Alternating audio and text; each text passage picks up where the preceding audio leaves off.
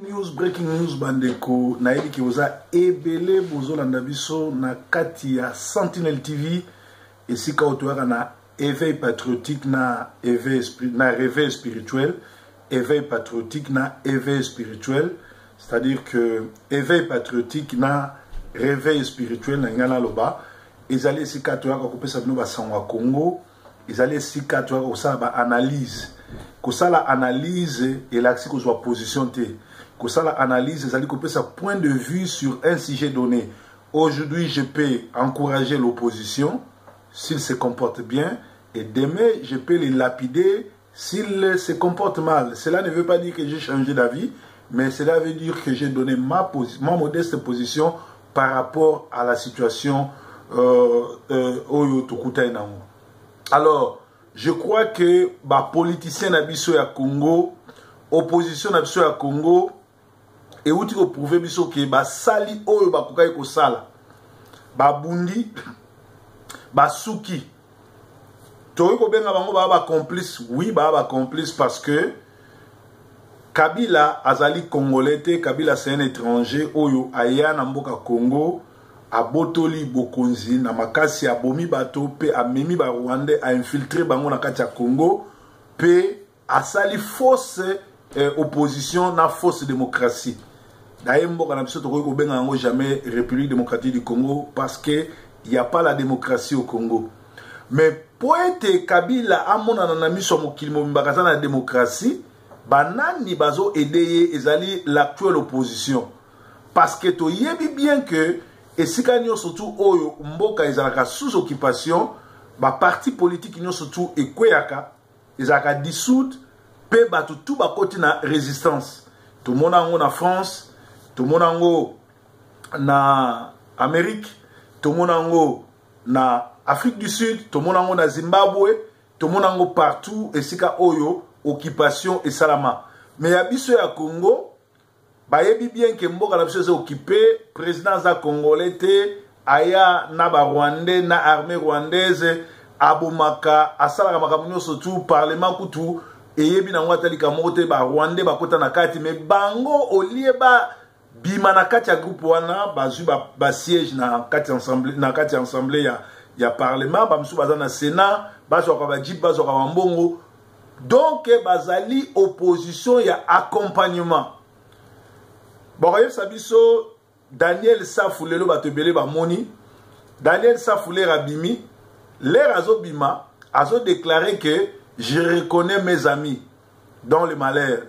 Ces amis dans le malheur, ils allaient bateau bakumisa Kabila et de surcroît mutuake kobimisaye na prison. Ils allaient opposition te, mais ils allaient les malemba oyo boyebi bien c'est un collabo à travailler kapona Kabila. Et kolobake na likambu oyo ye asali je crois na ba YouTube partout batiango natangela bino moko ba uti ko sala awa balobi ke soki Daniel Safu azali kolabo que tu ya Kabila ba eko bimisaye, cela prouve que yemoko pe azanani azali kolabo balobi yango boy agent déployé dans l'opposition, sa libération par des kabilistes notoires sans avoir vu Daniel Soupe, on l'appelle maintenant Daniel Soupe, déclaré dans Zotangango, c'est ici que j'ai trouvé la paix. La paix, j'avais même dit aux détenus qui étaient là, mais ici vous êtes en Europe, ça c'est pas un cachot. Vous vous rappelez de sa photo au dispensaire de la police, Kabila le 1er décembre, où le général disait explicitement Daniel Safou tabassé à mort. Un jour plus tard, le gars a recouvré sa santé et sirote même une bière devant tout le monde. Par quel miracle ces journaleux qui un jour avant étaient sous perfusion, prêt à la mort, s'est rétabli tellement vite, à quelle manière qu'il s'est fait paisiblement à prendre l'alcool paisiblement. Quand allez-vous comprendre que ces journaleux qui viennent ici en Europe, nous couverts de l'opposition, sous couvert de l'opposition, sont avant tout au service de l'intelligence et du pouvoir en place et alliés systématiquement de l'opposition. Vous devez savoir que tout journaliste dans une dictature qui sortent et rentrent au pays, comme beau leur semble, sont avant tout agents de renseignement détachés dans un cercle précis, la machine répressive d'un État totalitaire à son mode de fonctionnement, qui ne laisse en aucun cas de doute sur ces informations et informateurs, surtout ceux déployés dans l'opposition. Donc, tu vas comprendre que Daniel Safou, Mike Moukebaï, Eliezer, ceux qui sont bango, combattants, boye bango ke bazali bato bazana kati ya système à Kabila, bazo lia, bazo melanaye, ceux qui Daniel Soupu azali mutu à Kabila et que azo kumisa Kilombo na basiriano Lobeka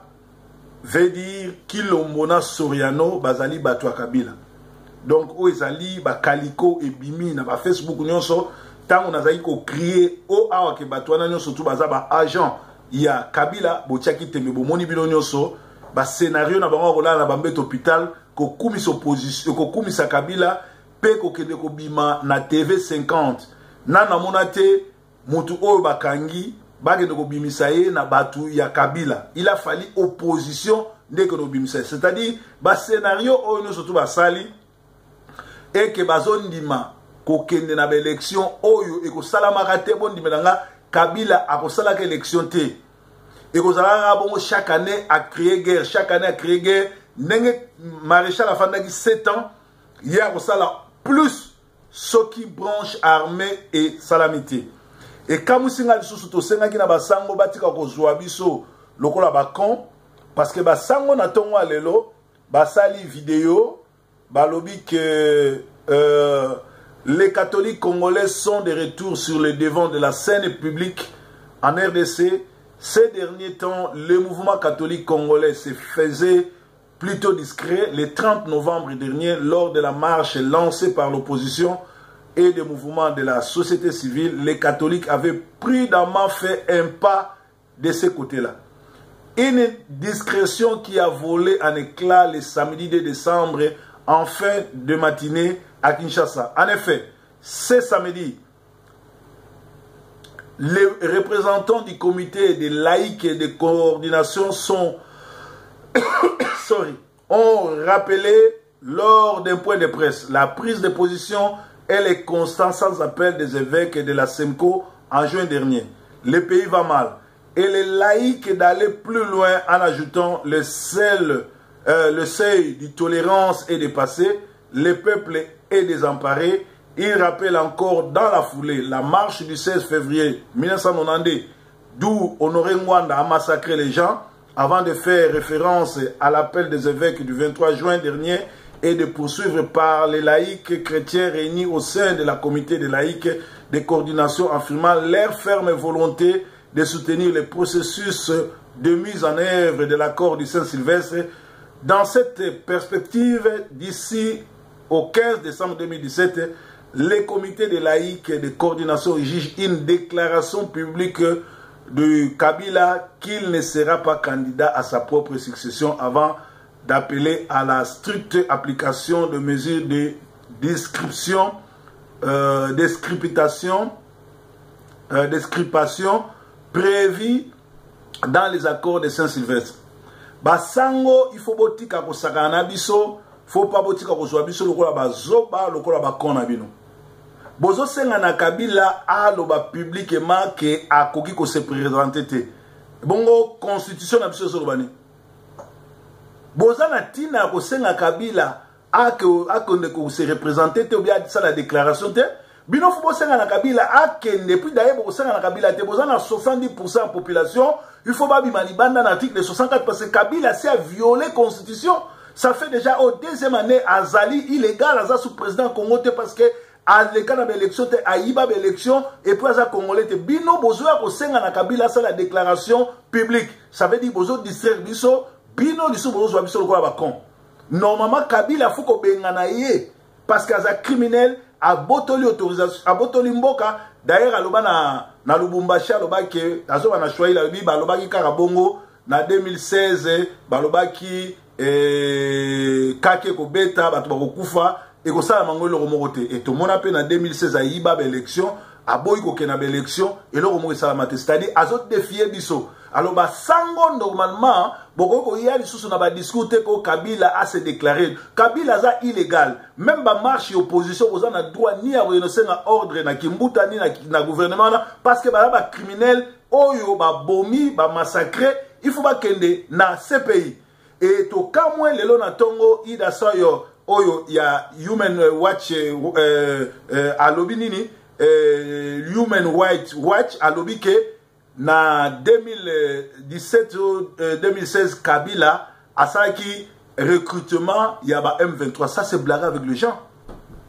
Kabila ça qui recrutement ba M23 parce que ba M23 baza déjà parti naïe bazala déjà acquis naïe baza déjà armé naïe comment bato ba travailler naïe a ko recruter bango déjà au moins ndenge communauté internationale ba osaka biso Kabila a salagi recrutement te ba M23 bazali parti armé naïe baza ba mercenaires bazala déjà naïe à tout moment azaka na posa na bango et ba yebi yango mais pourquoi communauté internationale bazo ko pesa sou Kabila inane soki ba yebi ke aza au moins na 40 fausses communes azo boma azo détruire Congolais